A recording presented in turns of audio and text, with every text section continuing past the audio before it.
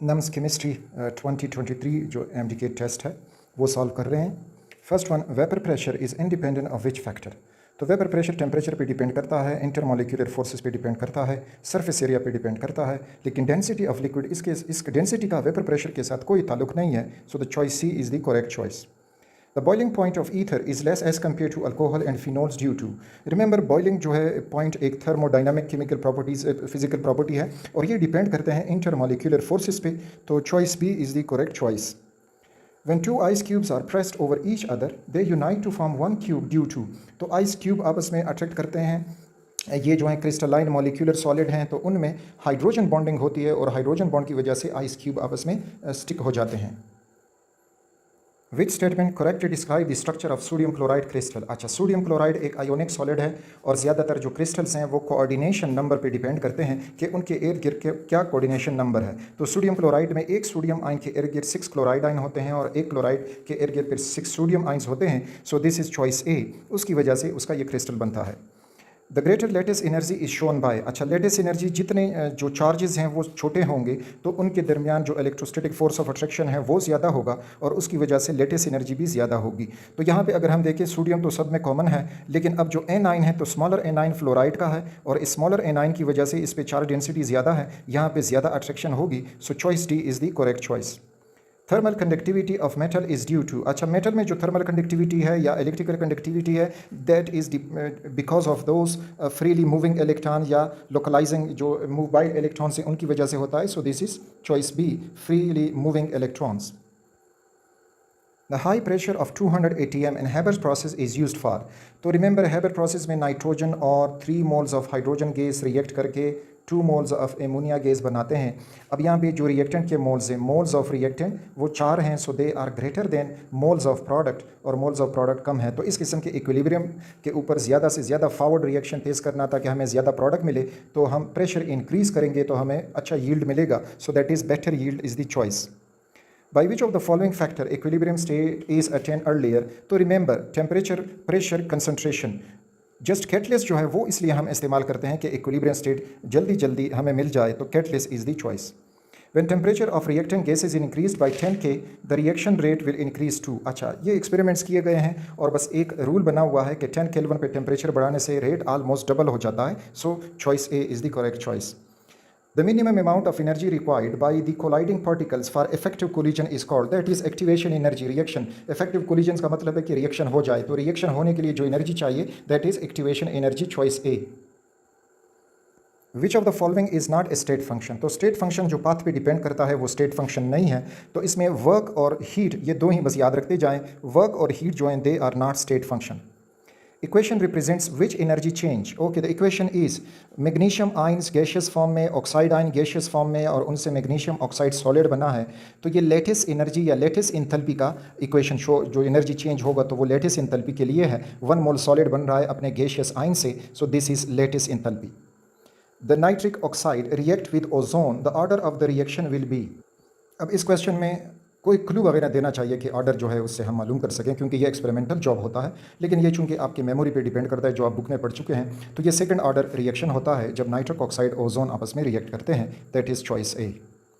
During electrolysis reduction always occur at the, अच्छा चाहे electrolysis हो या कोई भी वोल्टिक सेल हो, गिल्वानिक सेल हो, इलेक्ट्रोलाइटिक सेल हो, रिडक्शन हमेशा कैथोड पे ही होगा।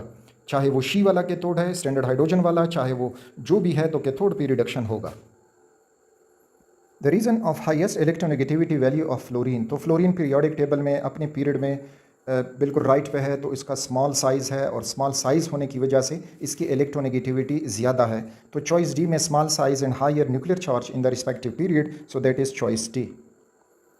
Valence shell electron pair repulsion theory explains, अच्छा ये थ्योरी शेप ऑफ मॉलिक्यूल के लिए पेश की गई और शेप ऑफ मॉलिक्यूल ये सिर्फ एक्सप्लेन कर सकता है, shape and bond energy no, इसका बाकी कोई प्रॉपर्टी जो है एक्सप्लेन नहीं कर सकता विस्पर थ्योरी।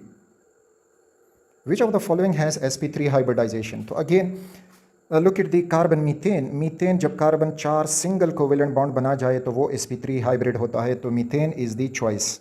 BF3 में अगर आप देखोगे तो BF3 में बोरॉन ने 3 सिग्मा बॉन्ड बनाए हैं, तो इस वजह से ये sp2 हाइब्रिड होगा।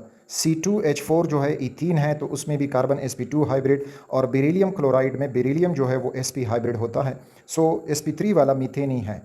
The factor which is not affecting bond length is pressure of the multiple bond. Yes, single bond लंबा होता है, डबल बॉन्ड छोटा होता है, ट्रिपल बॉन्ड सबसे छोटा होता है। नेचर ऑफ हाइब्रिडाइजेशन, ये भी डिपेंड कर रहा है। डिफरेंस इन इलेक्ट्रोनेगेटिविटी, यस, इस पर भी डिपेंड करता है। Bond length, ionisation energy of the two bonded atom, this is the correct choice. Ionisation energy का कोई बॉन्ड लेंथ के साथ, बॉन्ड एंगल के साथ ताल्लुक नहीं होता। विच of the following substance is malleable and ductile. अच्छा, मेटल्स मेलिएबल और डक्टाइल होते हैं, लेकिन अब यहाँ पे ये दो तो नहीं हुए। मरकरी भी मेटल है, एल्यूमिनियम भी मेटल है। अब डक्टाइल डक्टाइल जिसे हम वायर बना सकते हैं, मेलिएबल जिसे हम शीट बना सकते हैं, तो एल्यूमिनियम जो है it is the best choice, जो डक्टाइल और मेलिएबल दोनों है। Coordination number of sodium is. अच्छा, अब यहाँ पे ये नहीं लिखा गया कि सोडियम मेटल है या सोडियम आयन है, क्योंकि सोडियम जब आयन बनाएगा तो उसका कोऑर्डिनेशन नंबर अलग होता है, जब मेटल होगा तो अलग होगा। लेकिन मेटल जब है तो इसका चूंकि इसका वो बॉडी सेंटर्ड क्यूबिक जो क्रिस्टल है वो बनता है, तो बॉडी सेंटर्ड क्रिस्टल में ज़्यादातर कोऑर्डिनेशन नंबर 8 ही होता है। यानी बॉडी सेंटर में एक पार्टिकल यहाँ पे, और फिर 4 पार्टिकल ऊपर होते हैं क्यूब के, और 4 पार्टिकल नीचे होते हैं क्यूब के। तो इस तरह से इसके इर्द गिर्द आपको 8 पार्टिकल मिलेंगे। So 8 is the choice. The cracking method use to obtain better quality gasoline is. अच्छा, better quality gasoline catalytic cracking से हासिल होती है। थर्मल भी एक क्रैकिंग है, लेकिन थर्मल क्रैकिंग में फिर जो फ्यूल है तो वो जल भी सकता है, उसमें मजीद चेंज आ सकते हैं, लेकिन catalytic cracking is the best method. Homocyclic organic compounds are subdivided into 2 types namely, तो वो डिवाइड हो जाते हैं फिर एलिसाइक्लिक में और एरोमेटिक में। So that is the choice A, कोई कंसेप्ट वगैरह इसमें मौजूद नहीं है। Acetophenone can be found by which of the following reaction of benzene. अच्छा, बेंजीन में फ्रीडल क्राफ्ट एसाइलेशन रिएक्शन जब हम करते हैं तो उसमें एसिटाइल क्लोराइड का रिएक्शन बेंजीन से हमें मिलता है acetophenone. So this is acylation, choice B. Generic formula of cycloalkane, तो साइक्लोअल्केन जो ओपन चेन अल्केन है उनसे दो हाइड्रोजन कम होते हैं। So that is CnH2 and this is the formula for cycloalkane where n must be greater or equal than 3। Which of the following reaction differentiate alcohol from phenols. तो remember, phenol और alcohol, अब मेरे मुताबिक यहाँ पे जो halogenation है ये मेरी तरफ से करेक्ट। क्यों? क्योंकि ब्रोमीन जो फिनोल है वो ब्रोमीन के साथ रिएक्शन कर सकता है, लेकिन अल्कोहल का डायरेक्ट ब्रोमीन के साथ या किसी हेलोजन के साथ रिएक्शन नहीं होता, हेलोजन एसिड से वो रिएक्शन कर सकता है। तो इस वजह से हेलोजिनेशन जो है that is the correct choice. अब आयोडोफॉर्म टेस्ट हर एक अल्कोहल नहीं देता। कुछ खास अल्कोहल हैं जो अल्फा मिथाइलेटेड अल्कोहल होते हैं, तो वो आयोडोफॉर्म टेस्ट देते हैं। अब इन्होंने मेंशन नहीं किया कि कौन सा अल्कोहल है, पर जनरल बात की है तो generally alcohols have no direct reaction with halogens, और फिनोल का हेलोजन के साथ रिएक्शन होता है। The order of reactivity of alcohol when carbon bond oxygen bond breaks is, तो इसमें tertiary alcohol more reactive than secondary alcohol, more reactive than primary alcohol. जो Lucas test है, तो ल्यूकस टेस्ट में भी कार्बन और ऑक्सीजन का bond टूटता है, तो उसमें टर्शरी अल्कोहल जो है वो फास्ट रिएक्शन करते हैं। CnH2NO is general formula of. अच्छा, पहले तो चॉइस में देखते हैं कि एक ऑक्सीजन कौन से फंक्शनल ग्रुप में होता है। तो ईथर में होता है यस, कार्बोक्सिलिक में तो 2 ऑक्सीजन होते हैं, तो ये भी गया। कीटोन में 1 ऑक्सीजन होता है, और कार्बोलिक एसिड फिनोल है, और phenol that is known is carbolic acid, और उसमें भी 1 ऑक्सीजन होता है। कार्बोक्सिलिक एसिड तो अब गया।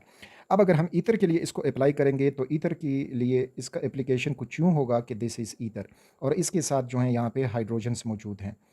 इसी तरह से दूसरा भी मिथाइल ग्रुप हम सिंपलेस्ट ईथर लेते हैं। तो यहाँ पे अब कार्बन 2 हैं तो C हो गया 2, और फिर H2N, तो 2 2s are 4, H आने चाहिए 4, और फिर उसके बाद O लगना चाहिए। लेकिन यहाँ पे जो है हमारे पास H ईथर में 6 हैं, 4 नहीं आ रहे, सुमीन के ईथर तो गया। अब आ रही है बारी कीटोन्स की, तो कीटोन सिंपलेस्ट कीटोन हम लेते हैं इस सीटोन, CH3, C double bond O and CH3।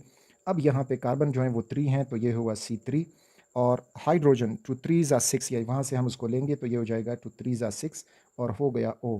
अब अगर हम देखें तो अब ये फार्मूला इस एसीटोन या प्रोपेनोन के साथ मैच करता है, तो मीन्स के the choice is choice C. Catalytic reduction of aldehyde and ketones form. अच्छा, अल्डिहाइड्स उसमें से और कीटोन दोनों जो हैं वो अल्कोहल देते हैं, सो अल्कोहल इज़ द चॉइस। और फिर अगर कैटलिस्ट स्ट्रॉन्ग कैटलिस्ट इस्तेमाल करेंगे तो वहीं अल्कोहल अल्केन में भी जा सकता है, लेकिन उन्होंने शायद जनरली बात की है catalytic reduction of aldehyde and ketone, तो इससे अल्कोहल बनते हैं। Which of the following reacts with carboxylic acid to form ester. तो रिमेंबर, एस्टिफिकेशन रिएक्शन ये होता है, और एस्टिफिकेशन रिएक्शन में कार्बोक्सिलिक एसिड का अल्कोहल के साथ रिएक्शन होकर ईस्टर्स बनते हैं, so that is choice T. Hydrolysis of nitriles produce, तो रिमेंबर जितने भी कार्बोक्सिलिक एसिड डेरिवेटिव्स हैं तो वो हाइड्रोलिसिस पे कार्बोक्सिलिक एसिड बनाते हैं, तो नाइट्राइल भी कार्बोक्सिलिक एसिड का डेरिवेटिव है, तो इस वजह से ये भी हाइड्रोलिसिस पे कार्बोक्सिलिक एसिड बनाएगा। What is the mass of sulfur in 24.5 gram of H2SO4? अच्छा, H2SO4 98 ग्राम इसका मोलर मास है, इज इक्वल टू इस 98 ग्राम में 2 ग्राम ऑक्सीजन हाइड्रोजन है प्लस 32 ग्राम इसमें सल्फ़र होता है एंड 64 ग्राम इसमें ऑक्सीजन है। तो अब अगर हम इसको देखें तो 98 gram is equal to 32 gram of sulphur. अब उन्होंने दिया है कि 24.5 ग्राम में कितना सल्फ़र होगा, that is x. Cross multiplication करोगे तो हमें मिलेगा x is equal to 32 multiply 24.5 divided by 98। तो ये कैलकुलेशन मैंने जल्दी जल्दी कैलकुलेटर से कर ली और वो मुझे मिल रहा है 8 gram is the choice, so that is choice D. From the equilibrium, nitrogen gas reacts with 3 moles of hydrogen gas and produces 2 moles of ammonia. How many moles of NH3 are produced from 2.5 moles of nitrogen? अच्छा, look at the stoichiometry of the reaction. Reaction में 1 mole nitrogen हमें दे जाता है 2 mole of ammonia, that is 2 moles. अब अगर ये हो जाए 2.5 मोल नाइट्रोजन, 2.5 मोल नाइट्रोजन, तो रिमेंबर रिएक्शन में 1 मोल नाइट्रोजन डबल होके 2 मोल एमोनिया बना देता है। अब अगर हम 2.5 मोल लेंगे तो 2.5 मोल को भी डबल कर दो, तो 2.5 जो डबल होगा तो हो जाएगा 5 moles of ammonia, that is choice C. The amount of energy associated with quantum of radiation is directly proportional to, so remember energy is directly proportional to frequency, that is according to Planck's quantum theory, so frequency is the choice. अब remember velocity electromagnetic radiation सबकी velocity एक जैसे होती है। Wavelength है लेकिन energy is inversely proportional to wavelength और वो कह रहे हैं कि directly proportional, so that is frequency. If the value of azimuthal quantum number is 2, then total values of magnetic quantum number will be, तो look at this, मैं azimuthal quantum number से magnetic quantum number की value निकालने के लिए plus L, zero and minus L. अब L की value जो है वो 2 है तो हुआ +2, फिर जाके +1, फिर 0, फिर -1, फिर -2, so we are getting a total of 5 values, that is choice B. Total number of directions of f orbitals in space are, अच्छा जो मैग्नेटिक क्वांटम नंबर है वो हमें ओरिएंटेशन ऑफ ऑर्बिटल बताता है, यानी डायरेक्शन ऑफ ऑर्बिटल्स बताता है, और जो एफ ऑर्बिटल है तो इसके 7 डायरेक्शंस होते हैं, उसमें 7 ऑर्बिटल्स होते हैं, तो वो 7 ऑर्बिटल 7 डायरेक्शन ही कहलाते हैं, so that is choice C. Which of the following quantum number is not obtain from Schrodinger wave equation, तो श्रोडिंजर वेव इक्वेशन से हम स्पिन क्वांटम नंबर ऑब्टेन नहीं करते, बाकी तीनों क्वांटम नंबर जो हैं वो श्रोडिंजर वेव इक्वेशन सॉल्व करके हासिल किए जाते हैं। The electronic configuration for degenerate orbital is explained by Hund's rule. Hund's कहता है कि degenerate orbitals यानी जब वो ऑर्बिटल जिनकी एनर्जी सेम होगी, for example we have p subshell और उसमें 3 ऑर्बिटल्स हैं, तो हंड कहता है कि इसमें अब जो इलेक्ट्रॉन हैं तो वो अलग अलग समाएंगे with the same spin, so Hund's rule हमें ये बताता है।